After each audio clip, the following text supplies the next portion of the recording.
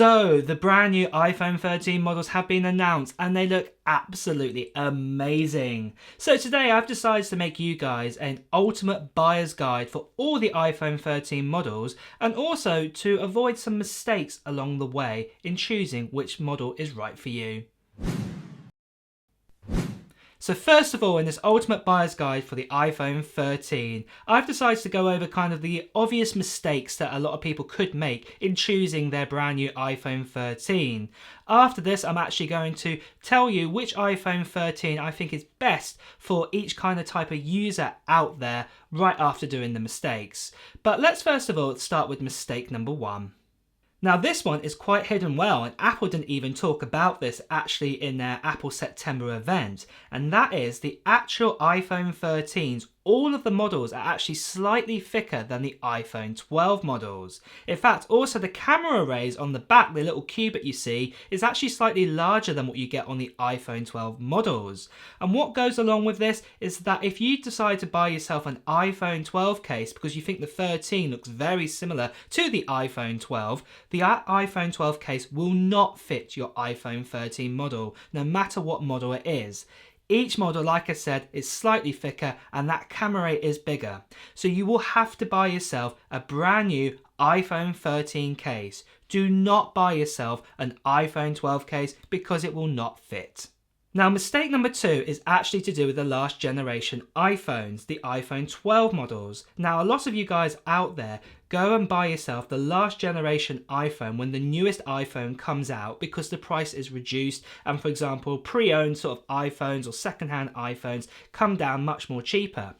But, for example, with the case with the iPhone 12 Pro Max, you might as well buy yourself an iPhone 13. If you can pick up yourself an iPhone 12 Pro Max for say $800 or $900, you might as well still get yourself the 13 Pro. Now the main reason behind this is actually the 13 Pro's battery life is better than the 12 Pro Max, and even if that 12 Pro Max was brand new, so if you got yourself a pre-owned one, the battery life is probably actually worse because it's been used. Also at the same time as well, you're getting extra features like the 120Hz display refresh rate. You're also getting a better camera array. So this year, the actual cameras are identical in the iPhone 13 Pro and the 13 Pro Max. Also, you get a better chipset inside it, the A15, so that basically means Apple will be supporting this iPhone for longer than the actual iPhone 12 models.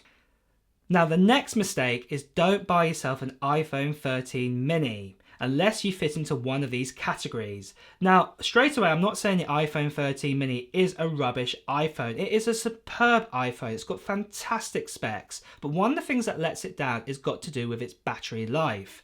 Now, if you're coming from, let's say, a really old Android device, or a really old Android phone from, let's say, 4 years ago or something like this, this is a great iPhone to switch onto. But if you're coming from, let's say, a much more superior Android phone, or even a superior kind of iPhone from like a year or two ago, let's say you're coming from the iPhone 11 Pro Max, for example, you will notice a massive battery change difference and you will not be happy with your iPhone 13.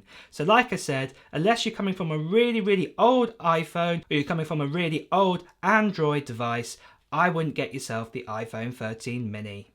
The next mistake is to do with the cameras. Yes, Apple boasted that the cameras were absolutely amazing in the 13 Pro and the 13 Pro Max, but the cameras in the actual normal iPhone 13 and the 13 mini are absolutely amazing as well. In fact, the 13 and the 13 mini actually has that brand new sensor shift technology that was exclusive to the iPhone 12 Pro Max only just last year, and now this is in the normal range and also the mini range of the iPhone 13 this year. On top of that as well, those lenses and sensors let in more light than the iPhone 12 Pro Max could ever do last year. So definitely the 13 and the 13 mini cameras are really amazing. So don't think that if you have to get yourself a Pro model only to get the best photography and videos out there, because the actual 13 and 13 mini can do it as well.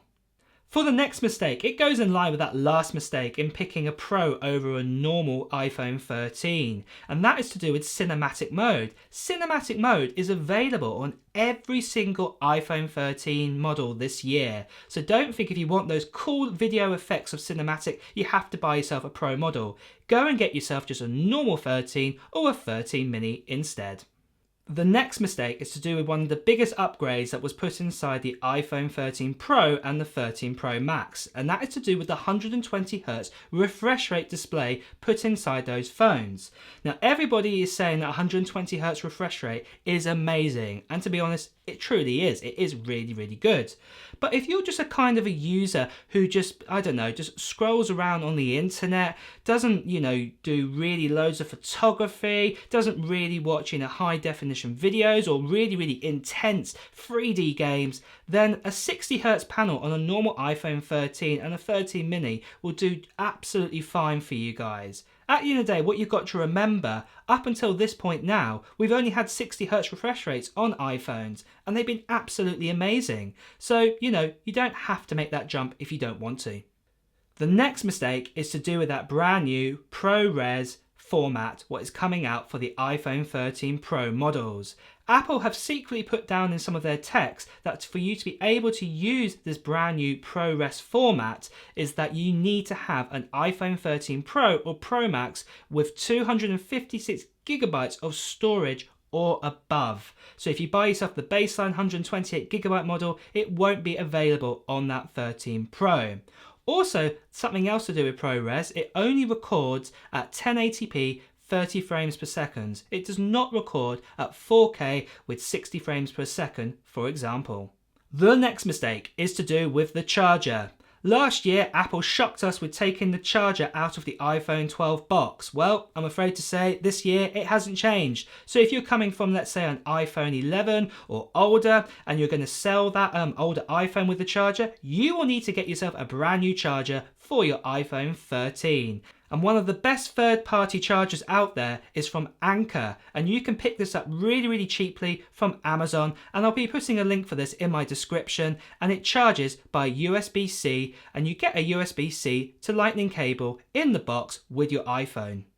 The next mistake not to make is to do with the iPhone 13 and the 13 Pro Max. Now, last year, the iPhone 12 Pro Max actually had a slightly better zoom on the telephoto camera, but this year, the actual iPhone 13 and the 13 Pro Max are absolutely identical to each other. The only one difference is the 13 Pro Max has a slightly larger screen and a slightly larger battery to accommodate for that larger screen. And the last mistake not to make is to do with nighttime photography. The iPhone 13 and the iPhone 13 mini's main lens can only do nighttime photography. This is the wide lens. If you were to use the actual ultra wide lens, what's also on the iPhone 13 and the 13 mini, it cannot do nighttime mode. However, if you do buy yourself an iPhone 13 Pro or the 13 Pro Max, every single lens and sensor is now equipped for nighttime photography, so you can use any of those three lenses to do your nighttime snaps. So those are the mistakes to avoid in buying yourself a brand new iPhone 13 model. However, I do have one more bonus kind of mistake to avoid, and that is if you've got yourself an iPhone 12, 12 mini, or 12 Pro, or 12 Pro Max like I have right here, I wouldn't actually recommend getting an upgrade this year. Yes, there are upgrades on the iPhone 13, but to be honest, there's nothing really fully worthy to do a big upgrade on your iPhone 12. You could probably sit it at least for another year till the iPhone 14 comes out. Unless you're really, really desperate to get yourself an iPhone 13 and you're super rich to get yourself one, or you're a YouTube reviewer like myself and we have to get one to do reviews for you guys, I wouldn't recommend getting one. But the choice is up to you. Now, one thing I would recommend doing is participating on this channel's giveaway for this iPad Pro. So that's right, guys, when we get over 260,000 subscribers, which is not that far away from now, I'm going to be giving away this iPad Pro M1, so it's the 2021 model, and it's a 12.9-inch iPad Pro, and it comes with 8GB of RAM and 256GB of storage. And all I'd love to know from you guys to get your hands possibly on this iPad Pro is let me know what Apple gear or other technology gear you're planning to buy in 2021.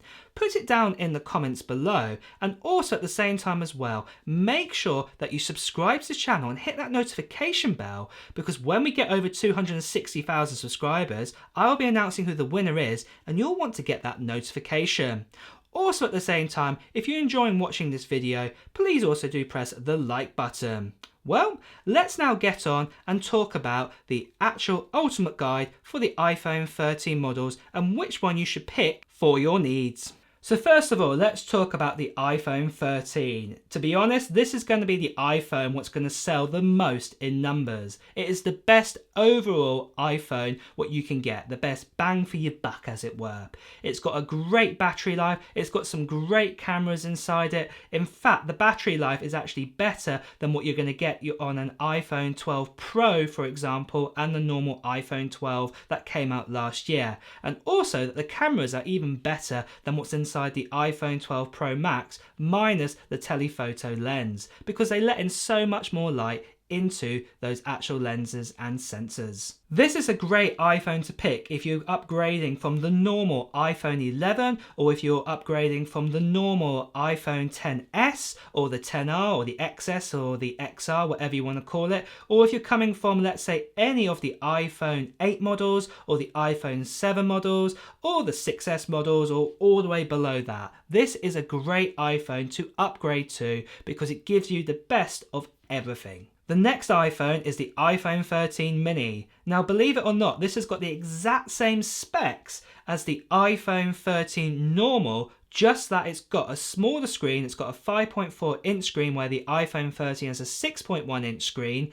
and also the battery is much more smaller. Now, I would recommend the iPhone 13 mini for people who only sit on their phone for, let's say, 3 or 4 hours a day and prepare to charge it every night. If you are a heavy user, I wouldn't recommend getting yourself an iPhone 13 mini, even though it's really dinky and small and it is a real powerhouse for what it is. I would recommend this iPhone for people who are upgrading from the original iPhone SE, or they're upgrading from even the second generation SE if they wanted to do that, because you do have that more powerful chipset inside it and battery life is going to be about the same. On top, if you're upgrading yourself from a really old Android phone from, let's say, 3 or 4 years ago, this is a great option to pick to come into the iPhone world.